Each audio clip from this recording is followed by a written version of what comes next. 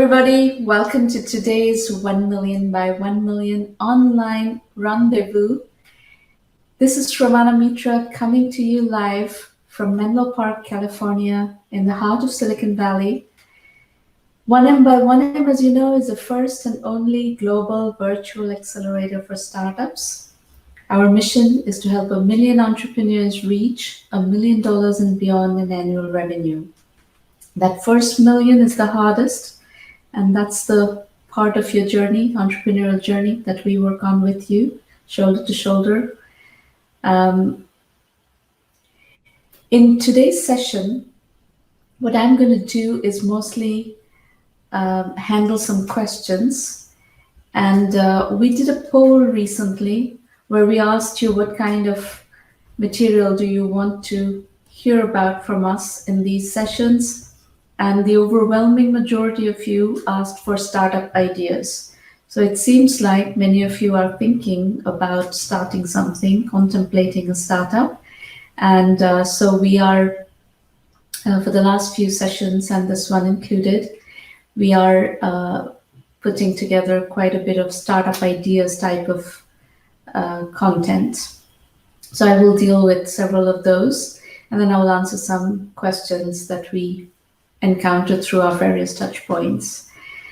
Now, before I get started on the startup ideas type of material, let me set the stage by saying those of you who want to discuss your particular project with me, let's say you already have decided that you're doing a startup and you already have come up with an idea and you're looking for feedback, and if you want feedback from me, I am actually very accessible, but this is not the session where I can do live interaction with your project.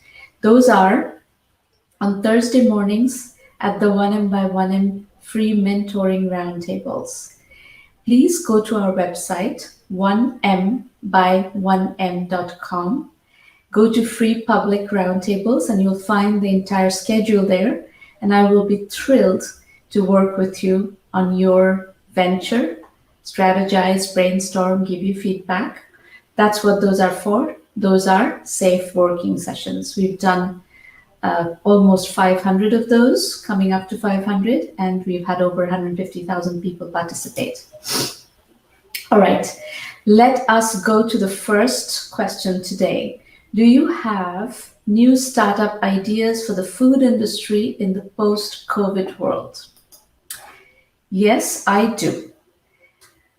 I'm going to talk about one of my ideas really based on living this quarantine and just observing how people are finding it difficult on the food side. So one of the repeated complaints I've heard from my social network during the quarantine is that people are dying to go to restaurants. They're bored with home-cooked food. Food, of course, is not the only reason why people go to restaurants. The Economist, which I read regularly, has a great article titled, "Why Do People Go to Restaurants?" And they say, quote unquote, "The restaurant remains a symbol of freedom. It enshrines the idea of choice. The existence of choice, that is, in our capacity to make choices. 14 different kinds of coffee, including one spiked with mandarin liquor, and the possibility of having a milkshake or a Calvados instead.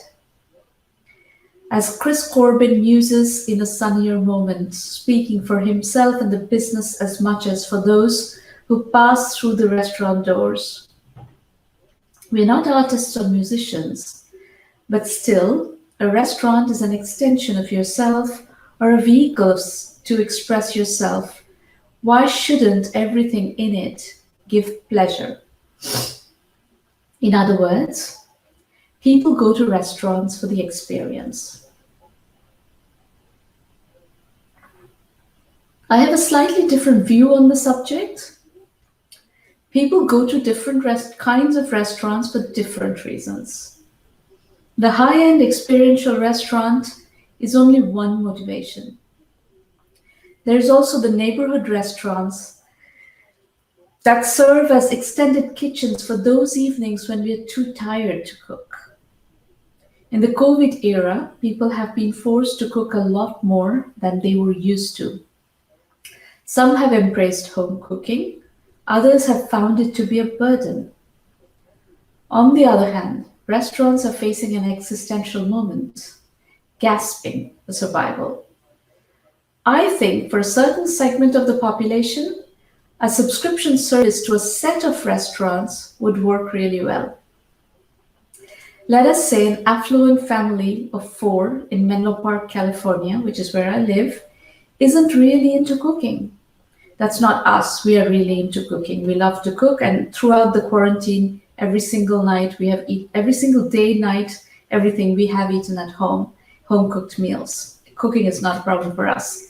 But I know many in our social network are finding it difficult to do this much cooking. So for such a family, what if they have the option of having a relationship with 7 different local restaurants that specialize in 7 different cuisines, and one of them delivers their dinner each night? Yes, we need software to manage this kind of an arrangement. The software needs to manage the subscriptions, remember which restaurant is supposed to deliver food to which household on a given night. It also needs to be able to manage nuances like offering a variety of ingredients. Monday night, a particular household will serve beef. So the restaurant serving the Tuesday meal should serve shrimp, and the Wednesday meal should be chicken. On the receiving end, the family gets to eat a Thai soup and chicken green curry with rice on Wednesday, an Italian lamb stew with pasta on Thursday, an Indian paneer tikka masala with naan on Friday, etc.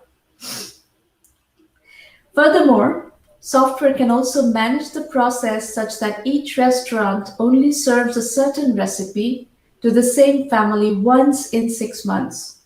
Boredom can be effectively managed by software. Let's talk about the back end. Let's look at how to make this work operationally. Say, each cluster has 7 local restaurants and serve 7 different cuisines.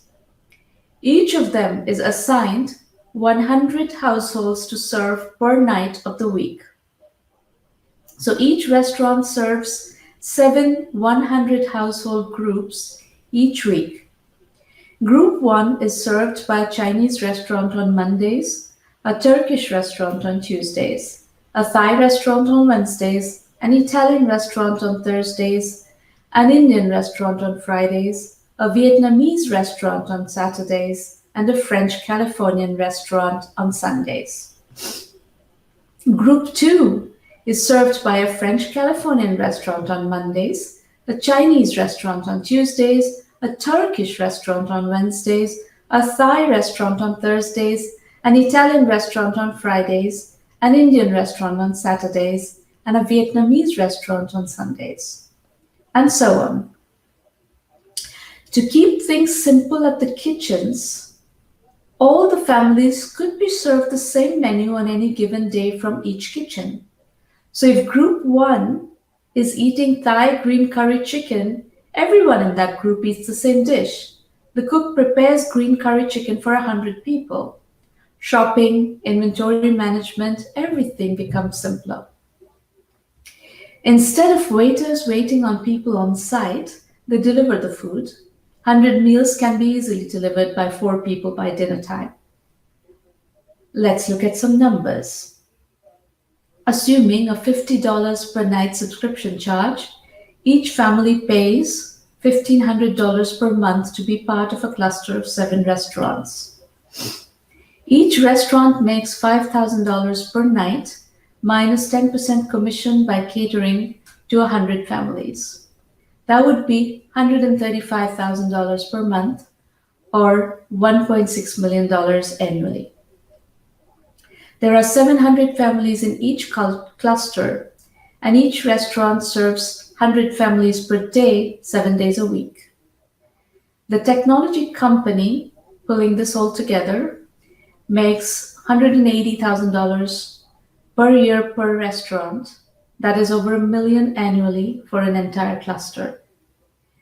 With 100 such clusters, 70,000 families that is, and 700 restaurants, the company hits $100 million in revenue. The business model has the advantage of being predictable, sustainable, and robust. Lifetime customer value can be very significant. Customers can be acquired easily through next door and word of mouth.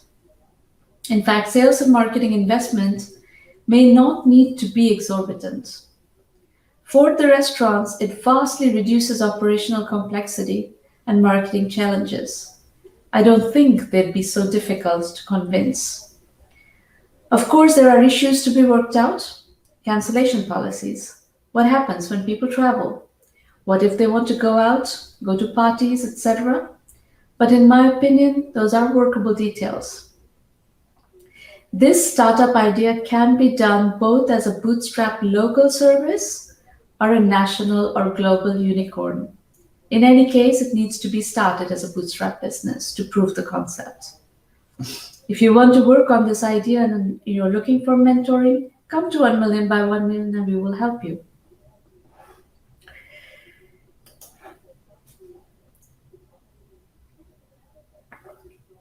Let's do another one. The next question I'm going to deal with is, what are your thoughts on startup ideas for K through 12 education in the post-COVID world? In the spring of 2020, parents of young children have suddenly woken up to a world where kids have to be homeschooled. They're supposedly guided by the teachers. These teachers have no experience of teaching online and are thus learners themselves of a new education paradigm. They're scrambling to make things flow without losing the limited attention of the youngsters that are already difficult to command in normal times.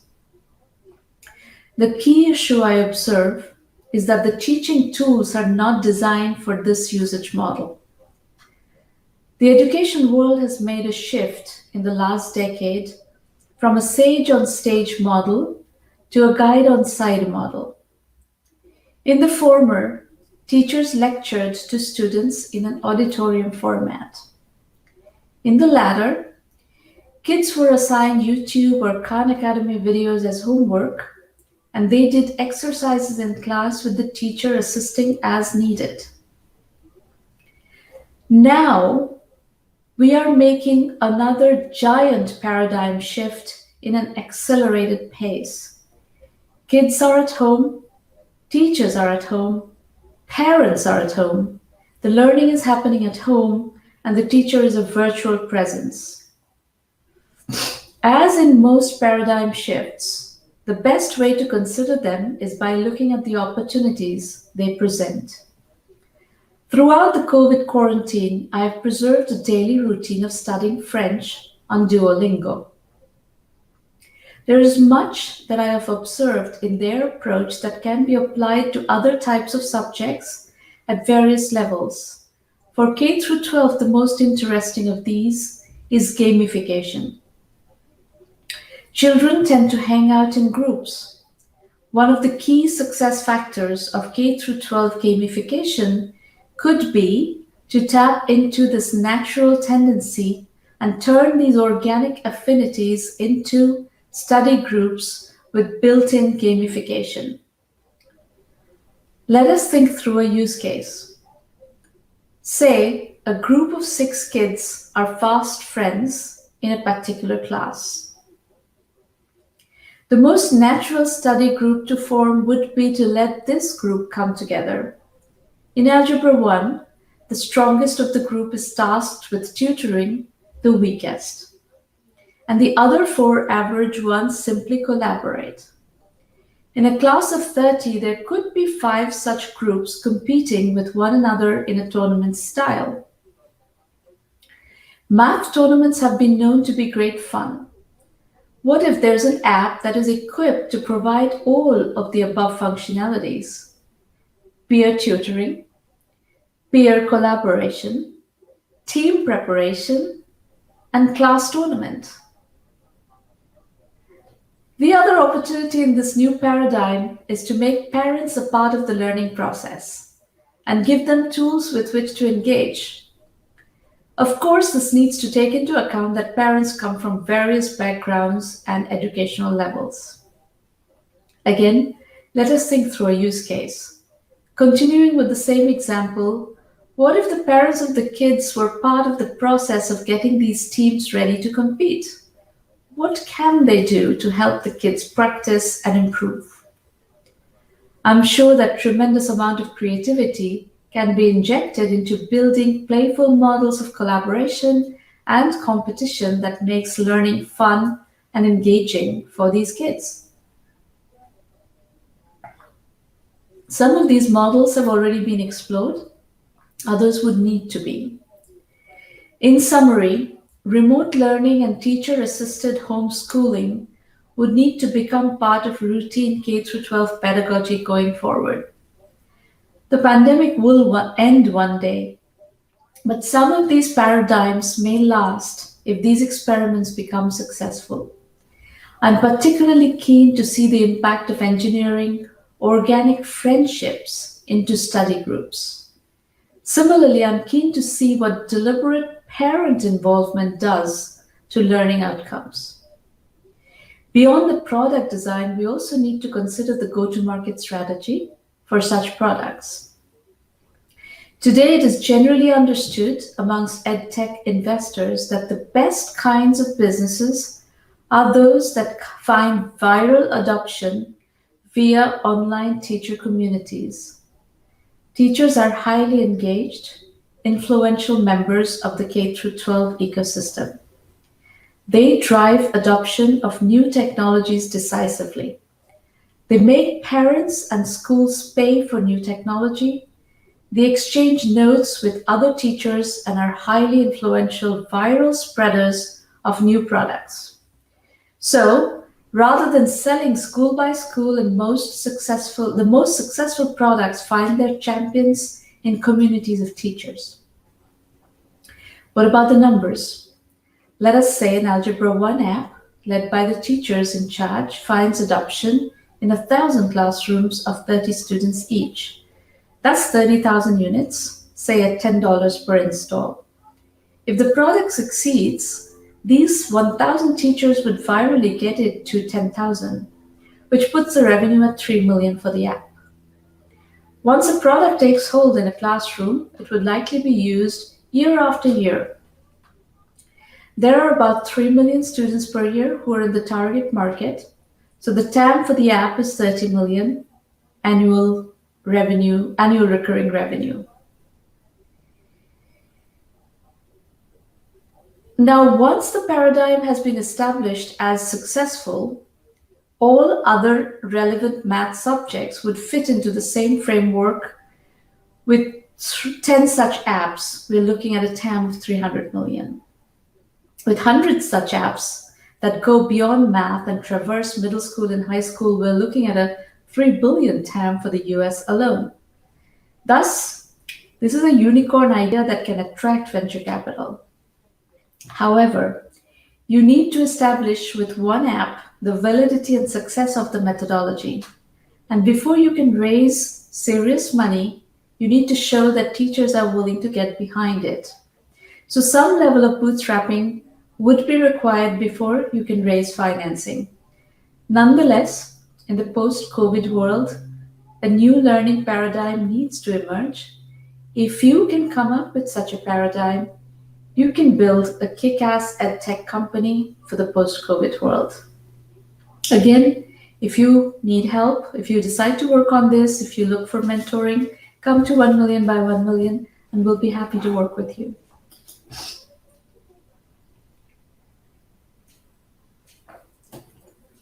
All right.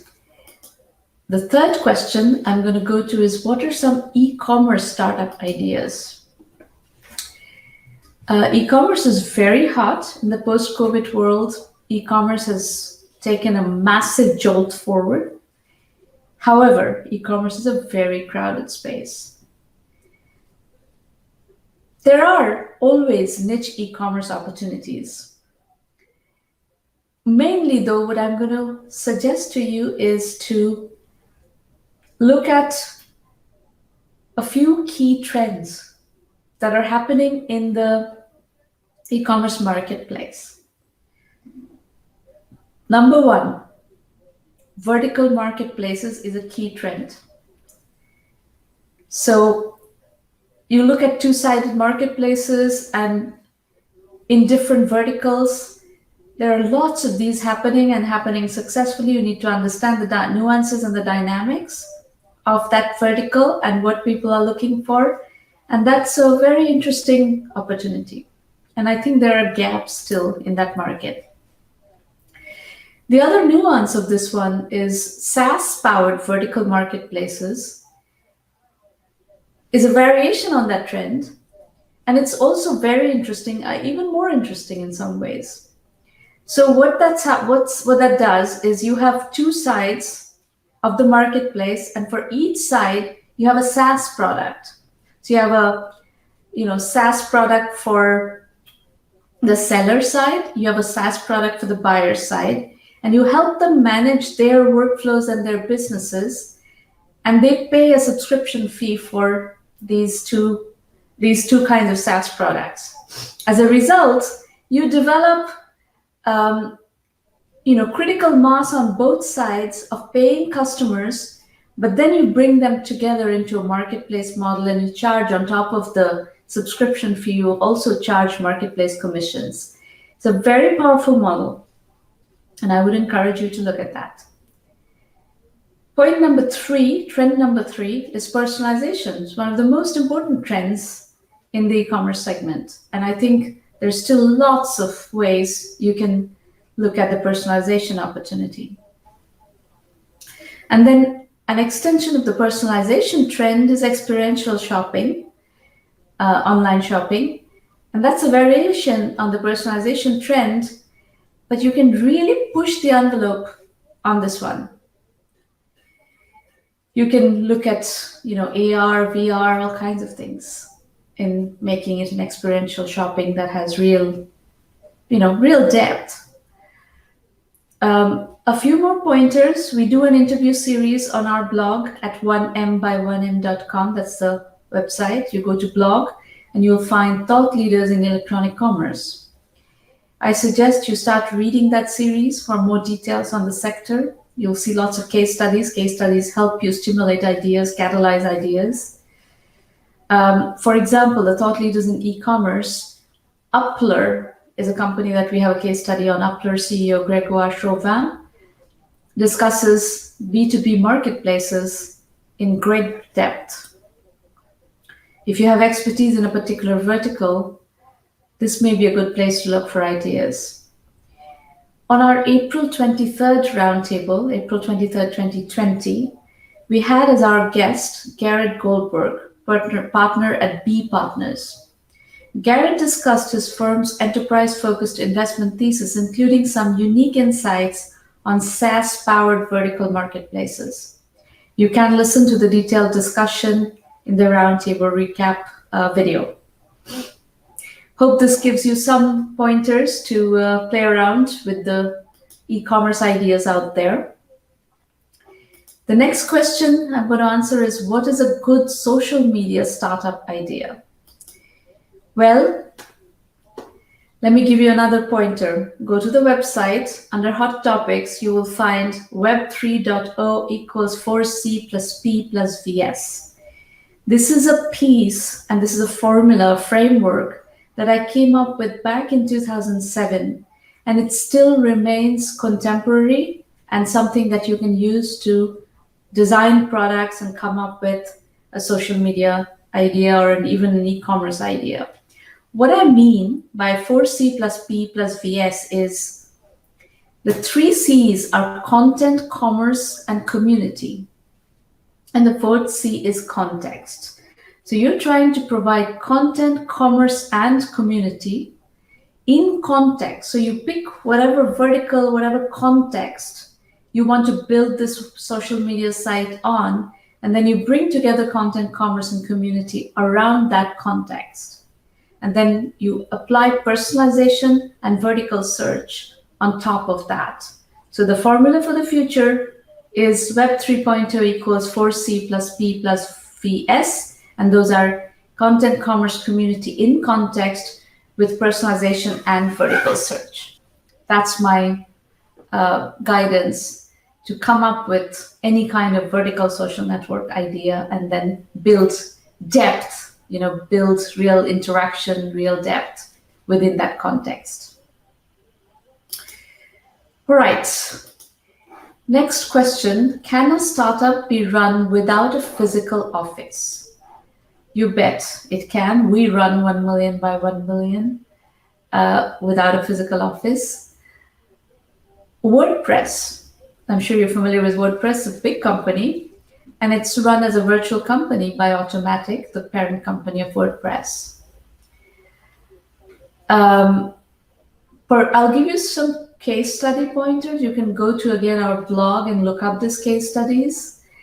Percona has bootstrapped to $25 million. You can read their case study under Best of Bootstrapping, bootstrapping a virtual company to $25 million. Form Assembly has bootstrapped to $20 million, also a virtual company. And then PC Pitstop, bootstrapped to $20 million, also a virtual company. So these are 3 case studies that would give you some insights into running a virtual company. Okay, I think I'm going to stop at that. And I have one more question, which I'll tackle next time.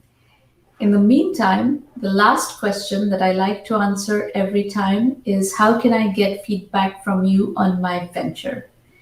Well, as I said at the beginning, and if you joined late, you can actually come and pitch me your idea, your project, wherever you are, whatever, there's no geographical restraint, constraint, anything.